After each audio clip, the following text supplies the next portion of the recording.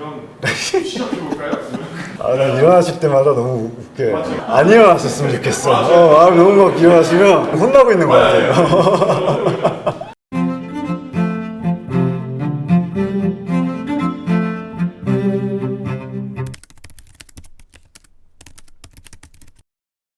안녕하세요. 아트 어드바이저 박필재입니다.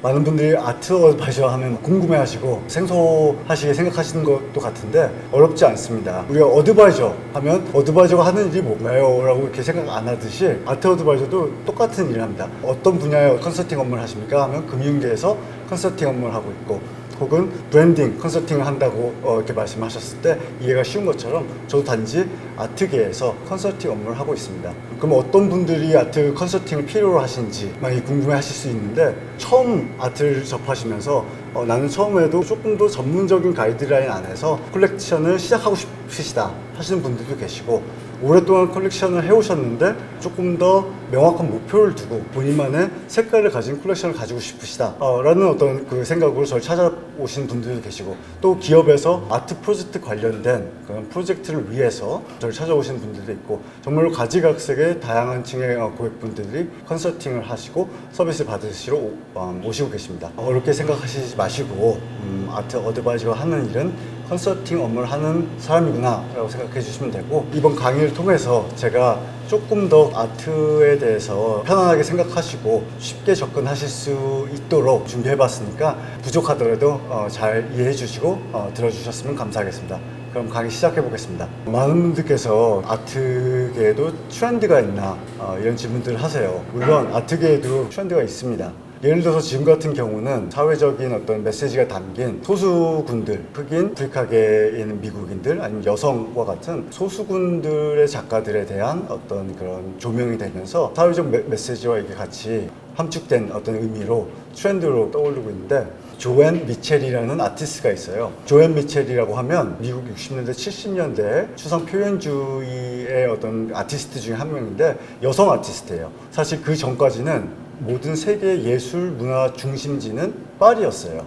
60년대, 70년대 그 딱 10년이라는 기간 동안 미국에서 지금 우리가 많이 알고 있는 마크 로드코, 윌리엄 드쿠니, 잭슨 폴락 이런 사람들이 뭉치면서 추상 표현주의라는 어떤 개념을 만들고 그 운동을 시작을 했어요. 조앤 미첼이라는 작가도 이 중 한 명이고, 동시대에 같이 활동했던 작가이고 친구였어요. 근데 다른 점이 있다면 조앤 미첼은 여자였고, 나머지 드쿠닝, 로드코, 잭슨 폴락 같은 경우는 남자였다는 거죠. 이 추상 표현주의가 수면 밖으로 이제 올라오면서 유럽은 물론 전 세계 아트 시장에서 정말 깜짝 놀랄 정도로 엄청난 파장을 일으켰고, 파리가 더 이상 아닌 뉴욕이 예술 문화 중심지가 되는 어떤 그런 과정이기도 했었어요. 동기들이 다 어떤 그 부와 명예를 누리고 있었을 때도 조앤 미첼은 그러지 못했었어요. 그러다 보니까 이제 미술계에서 이거는 잘못된 것이다. 남성 우월주의 사상, 더 나아가서 백인 남성 우월주의 사상에 대한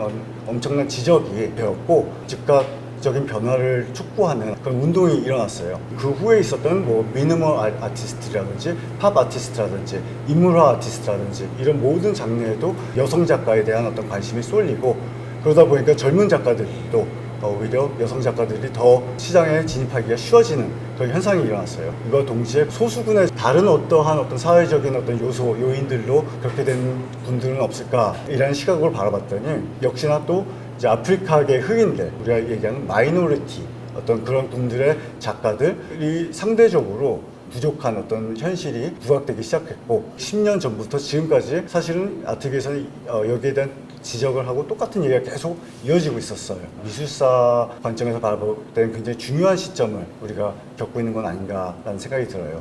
그래서 그런 흑인 작가들 중에서도 여러 작가들, 흑인인데 또 여성인 작가들, 사회적 시선에 맞춘 어떤 사회적 이슈에 맞춘 무브먼트, 트렌드가 현재도 계속 진행되고 있는 현상을 볼 수 있습니다.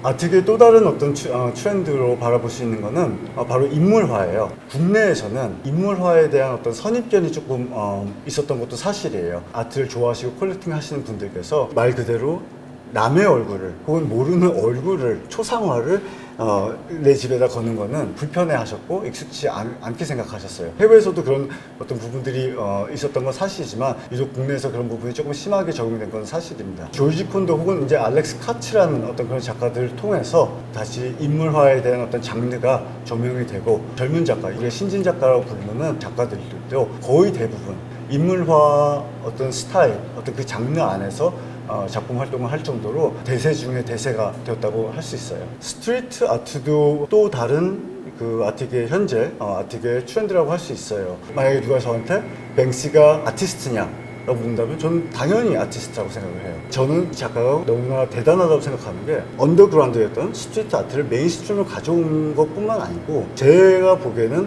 아트 산업, 아트 시장이라는 그 영역 자체를 붕괴했어요. 나는 순수 미술 아티스트가 아니야 라고 얘기를 하고 소통 자체도 그 아트 매거진이라든지 이런 미디어를 통해서 하는 것도 아니고 뮤지엄 전시 이런 것도 전혀 하지 않아요. 내 SNS에 내가 포스트한 모든 작품들은 내 거고 그 외 것들은 내 거 아니야. 아주 명확한 답을 이렇게 내려주거든요. 그러니까 그게 아트 어떤 콜렉터들 그리고 아트 좋아하는 사람들 이런 마켓뿐만 아니라 그 외에 수많은 젊은 층들에게 어필이 되고 다른 아트에 관심이 전혀 없어도 뱅시에 관심이 있어서 아트를 접하게 될 정도로 저는 그 어떤 영역을 붕괴하는 어떤 엄청난 어떤 영향력을 미쳤다고 생각을 해요. 그럼 에디 마르티네즈도 마찬가지로 뱅시랑 개념적으로 봤을 때는 크게 다를 바 없이 스트리트 아트라는 것을 자기 작품에 담았죠. 그렇게 복잡할 필요 없어. 그냥 좋은 게 좋은 거고 이쁜 게 이쁜 거야.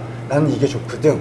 이것도 내가 생각하는 순수 아트야. 언어로 표현을 했고 똑같은 스트리트 아트지만 두 가지 아주 다른 방향으로 접하면서 젊은 사람들한테 현 세대, 시대에 어필이 되는 그런 어떤 작가들도 있습니다. 코로나 바이러스가 확산되면 아트계에 지금 우리가 얘기하는 온라인 시대가 열렸다고 볼 수 있죠.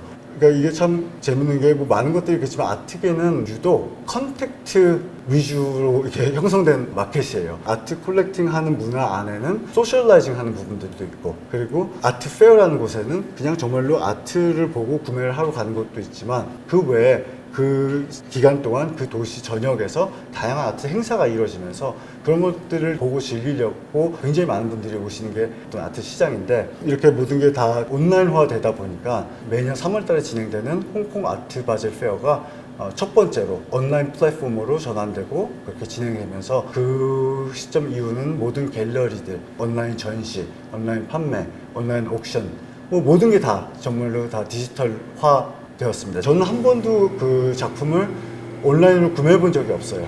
근데 그게 옳고 틀리고 어떤 그런 문제가 아니고 그냥 제 선호도였고 제 취향이었어요. 요번에 이제 이런 시국을 맞이하면서 아트 어드바이저로서 온라인 구매를 한다는 게 어떤 의미이고 어떤 경험을 겪는 건지 잘 알아야겠다는 생각을 했어요. 그래서 정말 때 아니게 그런 시국에 큰마음 먹고 아트 작품을 구매하기로 했었고 이제 그 후부터 지금까지 온라인으로 전시도 보고 자료를 받아보면서 전면적으로 디지털 아트 시장이 열렸다고 보시면 될 것 같아요. 지금까지 제가 이렇게 말씀드린 것처럼 아트계의 트렌드는 뭐예요? 라고 저한테 물어보신다면 방금 말씀드린 것처럼 여러 가지 트렌드가 있어요. 사실은 공통적으로 이 모든 트렌드가 가지고 있는 것은 시대적이라는 어떤 그 요소가 있는 것 같아요. 온라인으로 전부 다 변해서 구매 경로라든지 관람을 하는 어떤 채널도 온라인이 된 것처럼 어떤 그런 시대적 배경이 있는 거고 사회적 이슈도 마찬가지고 그래서 어떻게 보면 트렌드를 파악하고 분석하고 알아가시려고 많이들 고민하시고 또 공부도 많이 하시는데 오히려 저는 굉장히 쉽게 조금 접근하려고 하고 그렇게 어렵지 않다고 생각하고 멀리 있지 않다고 생각합니다. 오늘 우리 그냥 오늘 있는 일들